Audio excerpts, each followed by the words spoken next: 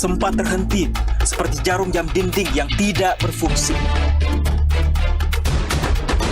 Ada mereka yang jatuh, ada mereka yang sakit, ada mereka yang kehilangan, ada mereka yang meninggalkan. Tidak satu, tidak dua, mereka pergi bergerombol dalam gelombang bernama kematian.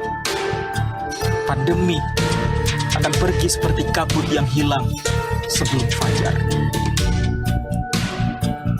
Asal kalian tidak membawa ego, bergerombol di sana-sini, berhahaha mengabaikan yang diatur. Sungguh elok jika kalian peduli atas nama kemanusiaan. Pakai masker, harga mati. Gak pakai masker, bisa mati.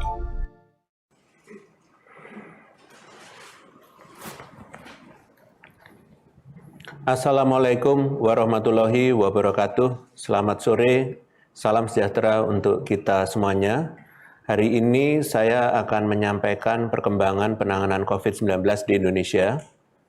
Pemerintah telah memutuskan untuk memperpanjang masa pemberlakuan PPKM level 4 terhitung mulai tanggal 3 Agustus hingga 9 Agustus 2021. Secara umum pemberlakuan PPKM level 4 pada tanggal 26 Juli hingga 2 Agustus telah membawa perbaikan yang terlihat dari berbagai indikator seperti penurunan jumlah kasus harian, penurunan bed occupancy ratio, dan meningkatnya angka kesembuhan. Kebijakan pemerintah dalam penanganan pandemi COVID-19 bertumpu pada 3 pilar utama, yaitu protokol kesehatan 3M, upaya 3T, dan juga vaksinasi. Masyarakat dan pemerintah menghadapi pilihan yang sama, yaitu ancaman keselamatan jiwa akibat pandemi COVID-19 maupun ancaman ekonomi yang mengakibatkan kehilangan pekerjaan dan mata pencaharian. Oleh karena itu, kebijakan yang diberlakukan harus dinamis dan adaptif menyesuaikan dengan perkembangan COVID-19. Saya akan menyampaikan terkait perkembangan kasus positif dan positivity rate COVID-19 di Indonesia. Selama 2 minggu terakhir, kasus positif mingguan di tingkat nasional telah menunjukkan tren penurunan dari puncak kasus tertinggi 3 minggu yang lalu. Penurunan tercatat dari 350.273 menjadi 289.029, kemudian kembali turun menjadi 273.891 kasus. Hal ini sejalan dengan positivity rate mingguan. Positivity rate mingguan juga mengalami penurunan selama 2 minggu terakhir, dari yang sebelumnya mencapai 30,72%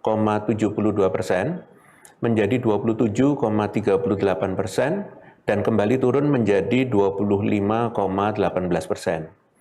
Jika dilihat pada 34 provinsi, sebanyak 8 provinsi mencatatkan penurunan kasus positif 2 minggu berturut-turut.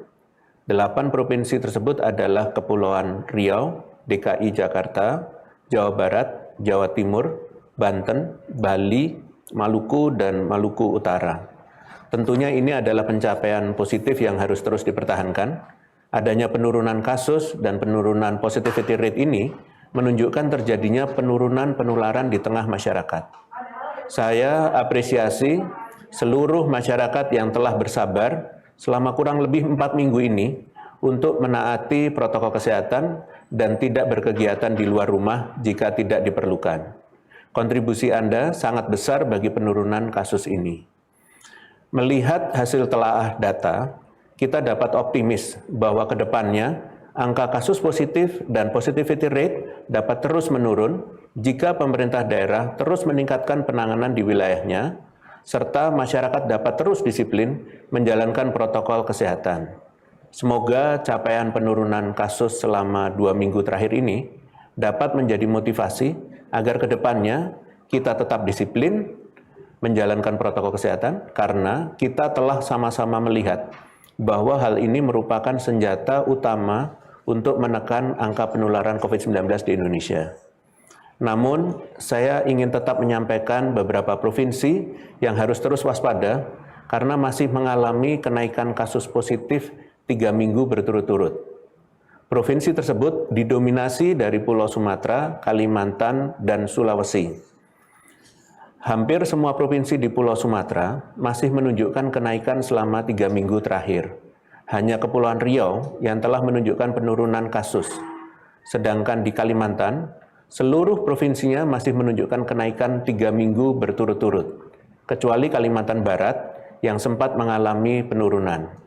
Selain itu, di Pulau Sulawesi, seluruh provinsinya juga menunjukkan kenaikan selama 3 minggu, kecuali Sulawesi Tenggara dan Gorontalo yang sempat mengalami penurunan. Sedangkan di Pulau Jawa, masih ada Yogyakarta yang masih menunjukkan kenaikan kasus positif selama 2 minggu terakhir. Kenaikan kasus yang belum juga dapat ditekan pada sebagian besar wilayah tersebut tentunya perlu menjadi perhatian kita bersama. Kenaikan ini juga bisa terjadi karena pemerintah daerah dan masyarakatnya lengah dan menganggap daerahnya baik-baik saja hanya karena tidak menerapkan PPKM level 4. Untuk itu, saya mohon kepada seluruh pemerintah daerah dan masyarakat dari provinsi tersebut untuk segera melakukan persiapan menghadapi kenaikan kasus. Dengan masih naiknya kasus selama kurang lebih 3 minggu terakhir, maka perlu antisipasi dan kesiapan dari seluruh fasilitas pelayanan kesehatan di daerahnya masing-masing. Pastikan seluruhnya mencukupi dengan mengkonversi tempat tidur rumah sakit untuk pasien COVID atau membuka tempat isolasi terpusat jika dibutuhkan.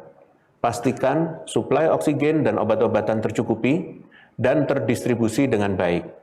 Selain itu, dimohon untuk perkuat peran posko agar pengawasan dan pelaporan kepatuhan protokol kesehatan oleh unsur TNI atau Polri di wilayah masing-masing dapat ditingkatkan.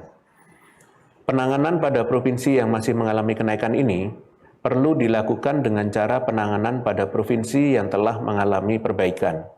Lakukan koordinasi berkala dengan seluruh unsur pemerintah daerah dan evaluasi progres perkembangan kasus dan batasi mobilitas di wilayahnya masing-masing jika diperlukan. Kepada provinsi yang telah menunjukkan penurunan, pertahankanlah perkembangan positif ini, jangan terlena karena mengalami penurunan, tetap waspada karena jumlah kasus harian nasional masih berada di angka 30.000 dan ini masih menjadi hal yang perlu untuk terus ditekan. Seperti pembelajaran pada kenaikan-kenaikan yang lalu, bahwa implementasi kebijakan biasanya terlihat setelah minggu ketiga, dan dampaknya dapat bertahan selama 6 minggu. Dengan sudah menurunnya kasus selama 2 minggu, kita tetap perlu melanjutkan perjuangan agar penurunan kasus dapat terus terlihat. Setelah pelaksanaan PPKM ini berakhir pun, tetap perlu dilakukan pertimbangan yang matang untuk kebijakan lanjutan yang akan diimplementasikan agar kasus tidak kembali meningkat. Setelah melihat pada perkembangan kasus positif dan positivity rate, saya akan menyampaikan perkembangan BOR dan kasus aktif. Kabar baik yang melengkapi sebelumnya bahwa persentase keterisian tempat tidur isolasi atau BOR mingguan selama 3 minggu terakhir telah menunjukkan penurunan. BOR mingguan yang sempat mencapai 77,07% pada 11 Juli, perlahan menunjukkan penurunan menjadi 75,91%, kemudian 70,62%, dan di minggu terakhir menjadi 61,95%. Penurunan ini juga sejalan dengan penurunan kasus aktif selama 2 minggu terakhir dari yang sebelumnya sempat mencapai 18,84% menjadi 18,12% dan terus turun menjadi 15,55% per tanggal 1 Agustus. Selain itu, penurunan nyata juga tampak pada penurunan BOR di Wisma Atlet yang saat ini persentase huniannya ada di angka 31,34%. Jika dilihat pada perkembangan di tingkat provinsi, penurunan kasus aktif dan BOR secara bersamaan terjadi di 14 provinsi. Provinsi ini antara lain adalah Lampung, Kepulauan Riau, DKI Jakarta, Jawa Barat, Jawa Tengah, Jawa Timur, Banten, NTB, NTT, Kalimantan Barat, Sulawesi Tenggara, Maluku, Maluku Utara, dan Papua Barat. Beberapa provinsi juga mencatatkan penurunan bor cukup signifikan, seperti Provinsi DKI Jakarta yang mengalami penurunan sebesar 21,55% dan Provinsi Banten yang turun sebesar 20,57% dalam 1 minggu terakhir. Saya sangat apresiasi capaian ini karena ini artinya pemerintah daerahnya mampu menekan beban berat tenaga kesehatan yang bertugas di rumah sakit selama beberapa minggu terakhir. Ini adalah perkembangan yang sangat baik dan harus dipertahankan. Hal ini menunjukkan walaupun varian Delta ini sangat mudah menular, namun daya lawan seluruh pemerintah dan masyarakat dengan upaya kolaboratif nyatanya efektif dalam menghadapinya. Semangat ini penting untuk kita jaga, sehingga kasus positif dapat terus mengalami penurunan. Namun, sama dengan perkembangan kasus positif, perkembangan kasus aktif dan bor juga masih menunjukkan kenaikan di sebagian besar provinsi di Pulau Sumatera, Kalimantan, dan Sulawesi. Di Pulau Sumatera, Provinsi Aceh, Sumatera Utara, Sumatera Barat, Riau, Sumatera Selatan, Bangka Belitung, dan Bengkulu menunjukkan kenaikan baik pada kasus aktif maupun bor. Sedangkan di Pulau Kalimantan, Kalimantan Selatan, dan Kalimantan Utara masih mengalami kenaikan pada kedua indikator, sedangkan Kalimantan Tengah dan Kalimantan Timur pada salah satu indikator.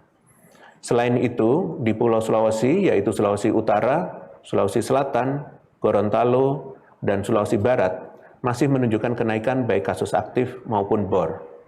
Di Pulau Jawa juga masih ada provinsi, yaitu di Daerah Istimewa Yogyakarta, yang kasus aktifnya belum menunjukkan penurunan, serta Bali yang meskipun kasus positifnya sudah membaik, namun kasus aktif dan bornya belum menurun. Untuk itu, menyambung dari yang saya sampaikan sebelumnya, bahwa perkembangan COVID-19 dapat dilihat dari kasus positif, positivity rate, kasus aktif, dan bor. Peningkatan bor dapat terjadi karena masih meningkatnya kasus positif, positivity rate, dan kasus aktif. Artinya, orang yang membutuhkan perawatan rumah sakit masih terus meningkat dan kesembuhan masih belum cukup untuk mengurangi kasus. Meningkatnya bor dapat mengindikasikan penanganan yang harus segera ditingkatkan. Untuk itu, sekali lagi saya sampaikan kepada kepala daerah dan masyarakatnya di provinsi, di Pulau Sumatera, Kalimantan, dan Sulawesi, untuk terus memantau perkembangan kasus COVID-19 di wilayahnya. Lakukan perbaikan penanganan baik dari hulu maupun hilir, dan sebisa mungkin menekan penularan di tengah masyarakat. Belum terlambat untuk memperbaiki keadaan sehingga kasus dapat ditekan. Manfaatkan momen perpanjangan PPKM ini selama 1 minggu ke depan untuk terus meningkatkan penanganan COVID-19 di wilayah masing-masing. Apabila penurunan kasus dapat terjadi secara merata di seluruh provinsi, maka bukan tidak mungkin kita dapat segera terlepas dari jerat COVID-19 ini. Berikutnya saya akan menjelaskan kebijakan turunan dari arahan Presiden untuk memperpanjang penerapan PPKM sampai tanggal 9 Agustus 2021. Pada prinsipnya, poin aturan dalam instruksi Menteri Dalam Negeri yang baru tidak jauh berbeda dengan instruksi sebelumnya.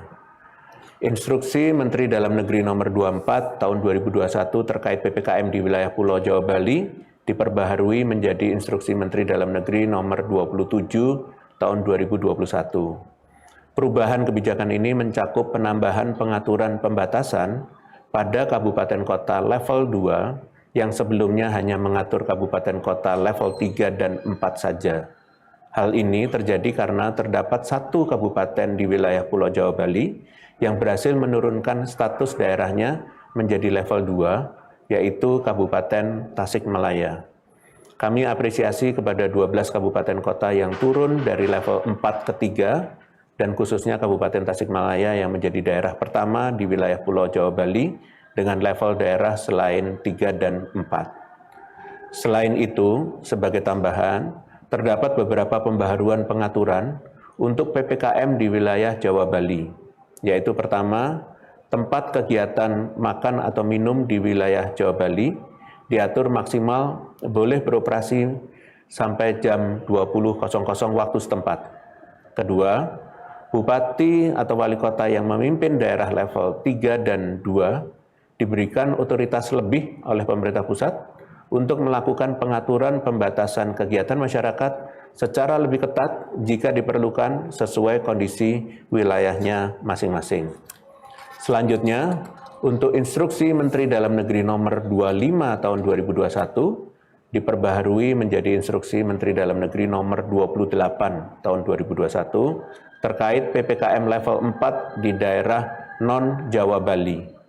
Sedangkan Instruksi Menteri Dalam Negeri Nomor 26 Tahun 2021 tentang PPKM level 3, 2, dan 1 di daerah non-Jawa Bali diperbaharui menjadi Instruksi Menteri Dalam Negeri Nomor 29 Tahun 2021.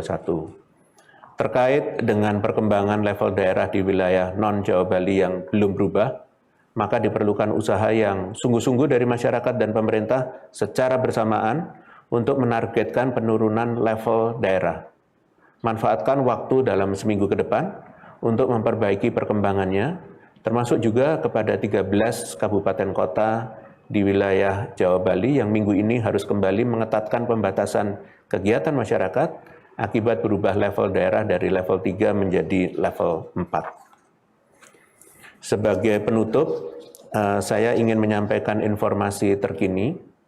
Sejak awal pandemi COVID-19, beberapa negara telah melaporkan adanya infeksi SARS-CoV-2 pada hewan, termasuk satwa liar, kepada Office of International Epizootic atau OIE selaku Organisasi Kesehatan Hewan Dunia.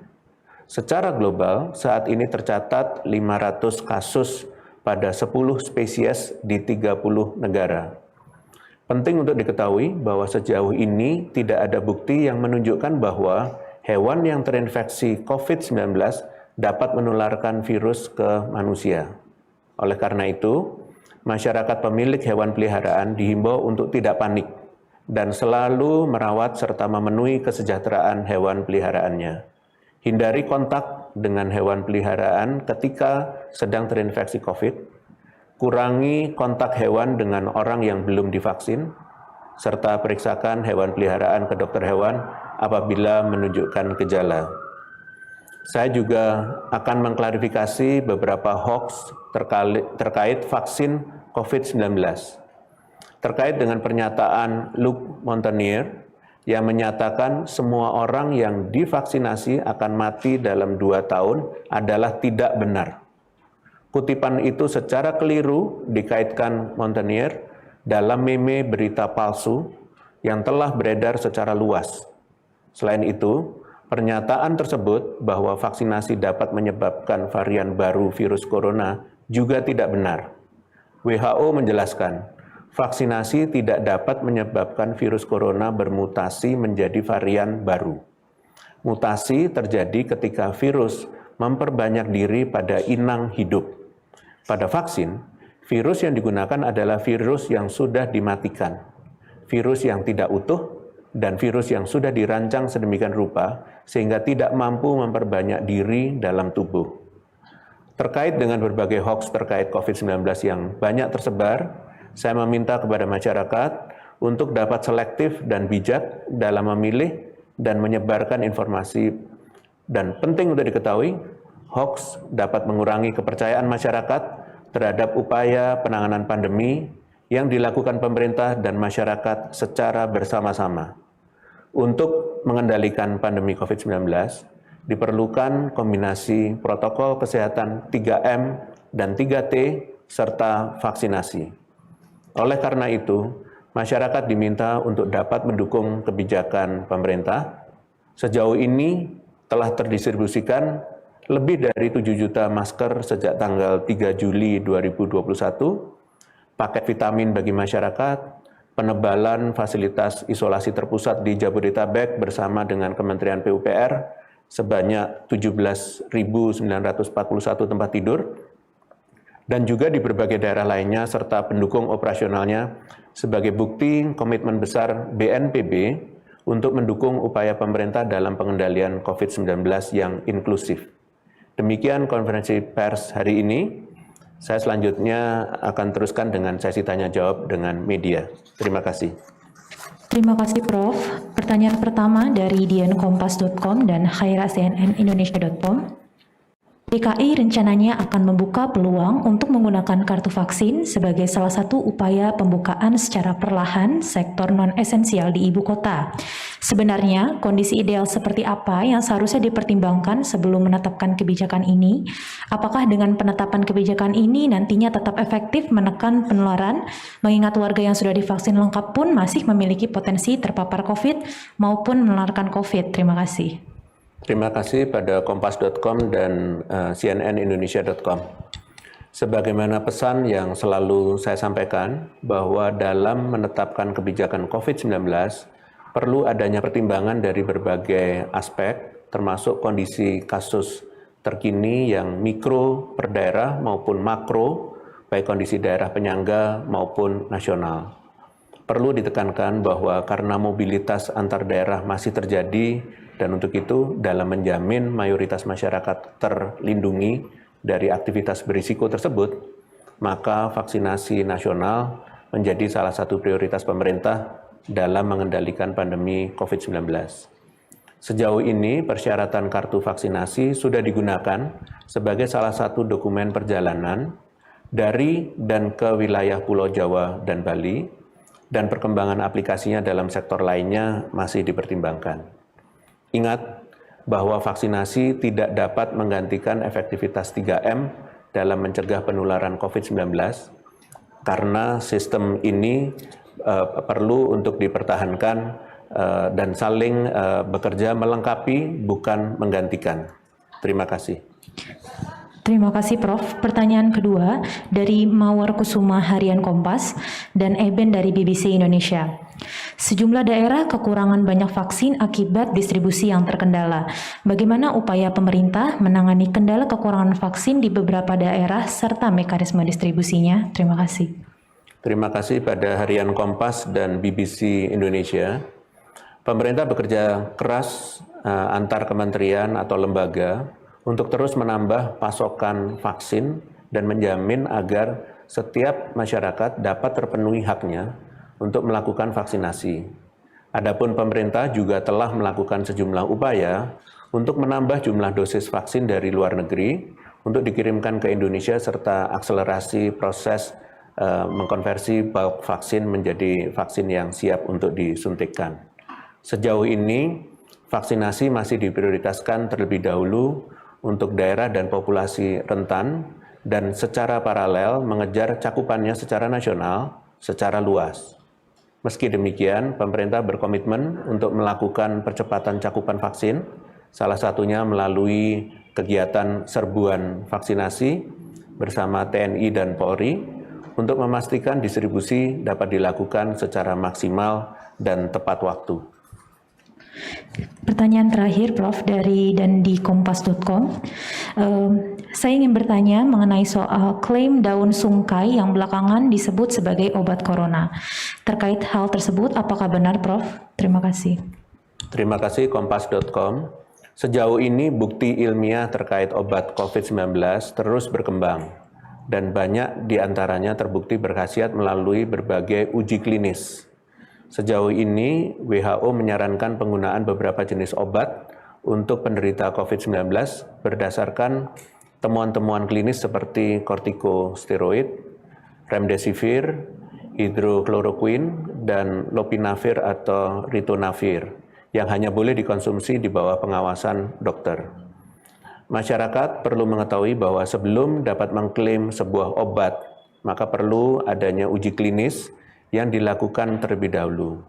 Namun, pemerintah mendukung penggunaan obat tradisional oleh masyarakat, asalkan obat tersebut telah mendapatkan izin berupa lisensi dari Badan POM. Terima kasih. Baik, terima kasih atas perhatiannya. Dengan demikian, konferensi pers pada sore hari ini selesai. Selamat sore. Wassalamualaikum warahmatullahi wabarakatuh.